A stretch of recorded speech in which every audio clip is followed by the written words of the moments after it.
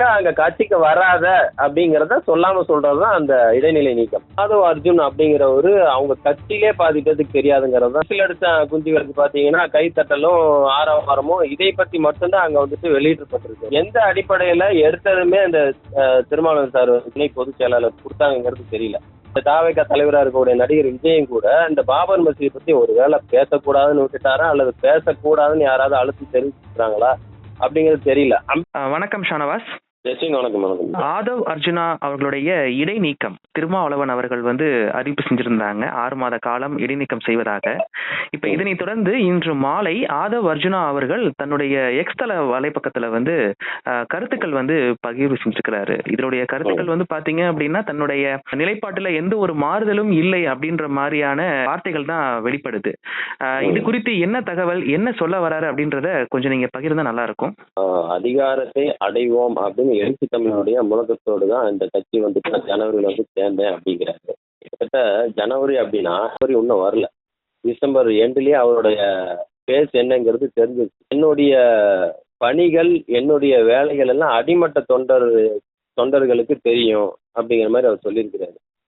அவரு ஆக்சுவலா பாத்தீங்கன்னா நான் தான் இங்க அதிகமா போட்டிருக்கிறாரு அவரோட அறிக்கையில. இங்க என்ன விஷயம் நடந்திருக்கு அப்படின்னா இவர் தன்னிச்சையா ஒரு சில விஷயங்களை கையில செஞ்சிருக்கிறாரோ அப்படிங்கிறதுதான் இவரோட அறிக்கையில தெரியுது. எதுவுமே தலைமைக்கு கட்டுப்பட்டு அவர் எந்த ஒரு விஷயங்கள் செய்யறதா இருந்தாலும் அது விடுதலை சிறுத்தை கண்டிப்பா ஏத்துக்கும். ஏன்னா அந்த மனநிலைமை இருக்கிறவங்க தான் இந்த திருமாவளவன். அவங்க ஏகப்பட்ட அடிப்பட்ட மக்கள், ஒடுக்கப்பட்ட மக்கள், நசுக்கப்பட்ட மக்களுக்காக அதிகமா களத்துல இறங்கி இருக்காங்க, செஞ்சிருக்காங்க. எந்த ஒரு செலிபிரிட்டி வச்சோ எந்த ஒரு முக்கியமான கவர்ச்சியை வச்சோ அவங்களாம் கட்சியை வளர்த்தல.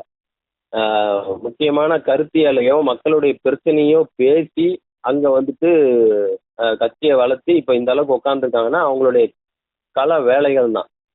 இப்போ இவர் இந்த ஆதவ் அர்ஜுன் அப்படிங்கிறவரு அவங்க கட்சியிலே பாதி பேருக்கு தெரியாதுங்கிறது தான் என்னுடைய ஒரு பதிலா இருக்குது. ஏன்னா அவர் யார் அப்படிங்கறத இன்னும் இங்க இருக்கிற கட்சி ஆளுக்கும் தெரியாது, சாமானிய மக்களுக்கும் தெரியாது. அவர் இப்ப கட்சியில இப்ப இத்தனை வருஷமா என்ன அப்படின்னு பார்த்தா அங்க இத்தனை வருஷம் கூட இல்லை, கிட்டத்தட்ட 9 மாசம் 10 மாசம் தான். அவர் ஜனவரியில் ஜாயின்ட் ஆயிருக்கிறேன் அப்படின்றாரு. இப்ப இந்த டிசம்பர்ல இந்த இடைநிலை நீக்கத்துக்கு போயிடுறாரு. அப்படின்னு இருக்கும்போது அவரு எந்த அடிப்படையில எடுத்ததுமே அந்த திருமாவளவன் சார் துணை பொதுச் செயலாளர் கொடுத்தாங்கிறது தெரியல. அவர் இதுக்கு முன்னாடி ஏதாவது வேலை செஞ்சிருக்காரா, மக்களுக்காக ஏதாவது கட்சி பணியில செஞ்சிருக்கிறாரா, இந்த மாதிரி விஷயமெல்லாம் தெரிஞ்சுட்டு தான் அவங்களுக்கு ஒரு பொறுப்பு கொடுப்பாங்க. எந்த கட்சியா இருந்தாலும் அவங்க அடிப்படையில எப்படியாப்பட்ட ஆட்கள் அப்படின்னு பார்த்துட்டு தான் கொடுப்பாங்க. இங்க என்ன விஷயம் வருது இவரோட அறிக்கையில பாத்தீங்கன்னா, இந்த கருத்தியல் பேசிக்கொண்டு ஊழலை உருவாக்கும் போலி கருத்தியல்வாதிகள் மக்கள் மத்தியில் அடையாளப்படுத்தி காட்டுவோம் அப்படின்ட்டு சொல்லியிருக்கிறாரு. பெரும்பான்மைவாத சாதி ஆதிக்கம், பெண்ணடிமைத்தனம், பெரும்பான்மையினருக்கு எதிராக அச்சுறுத்தல், எளிய மக்களுக்கு எதிராக ஆதிக்க மனநிலை, இதெல்லாம் கோடிட்டு காட்டிருக்காரு. இங்க என்ன ஒரு விஷயம்னா இப்ப டிசம்பர் 6 இந்த அம்பேத்கர் சம்பந்தமான புத்தக வெளியீட்டு விழாக்கு இவர் போயிருக்கிறாரு, பேசியிருக்கிறாரு. இங்க அடிப்படையா எந்த ஒரு புத்தக வெளியீட்டு விழாவா இருந்தாலும் பொதுவாகவே இங்க மக்களுக்கு தெரியும். சாதாரண இப்ப எழுத்தாளர் ஒருத்தர் இந்த புத்தகத்தை வெளியிடுறாரு அப்படின்னா சீஃப் கெஸ்ட் அந்த புத்தகத்தை ஆல்ரெடி படிச்சிருப்பாங்க.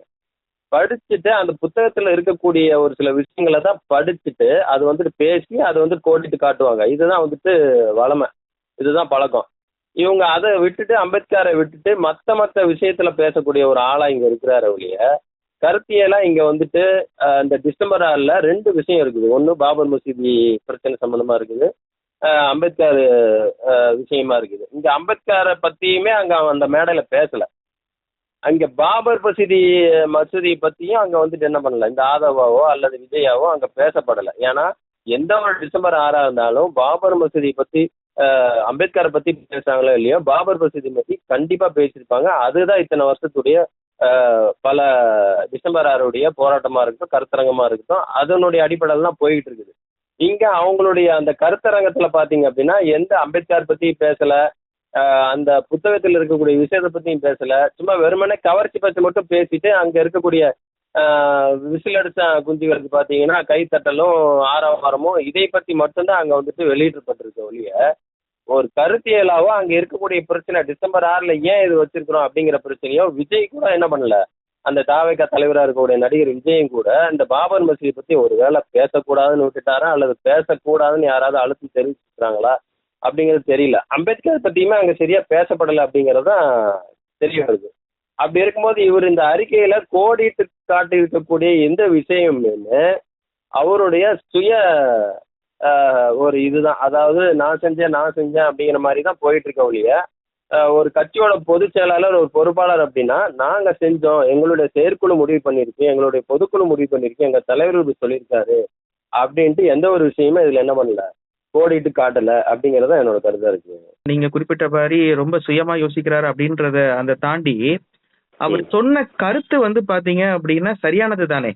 ஏன்னா அம்பேத்கர் வலியுறுத்ததும் அதுதானே. சமரசம் இல்லாம நம்ம வந்து ஒரு இதை எடுத்துட்டு போகணும் அப்படின்னு அவர் முன் வச்ச கருத்து சரிதானே.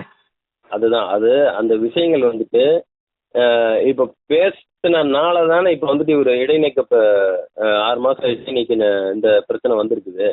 இவர் என்னெல்லாம் பேசணும் அப்படின்ட்டு ஆல்ரெடி தலைமையில கொடுத்துருக்கலாம் அல்லது கொடுக்காம விட்டுருக்கலாம். இவங்க ஒருவேளை இந்த திருமாவளவனையும் இந்த விஜயுமே வந்துட்டு 2026 தேர்தலுக்கு உண்டான ஒரு மையப்புள்ளியா என்னவா இருக்கிறாங்க. இதை வந்துட்டு நம்ம இப்படியே விட்டு இந்த இருக்கக்கூடிய இந்த மேடை வந்துட்டு இப்படியே நம்ம என்ன பண்ணணும், கவர்ந்துடணும் அப்படிங்கிற அடிப்படையில் கூட அவர் பேசியிருக்கலாம்.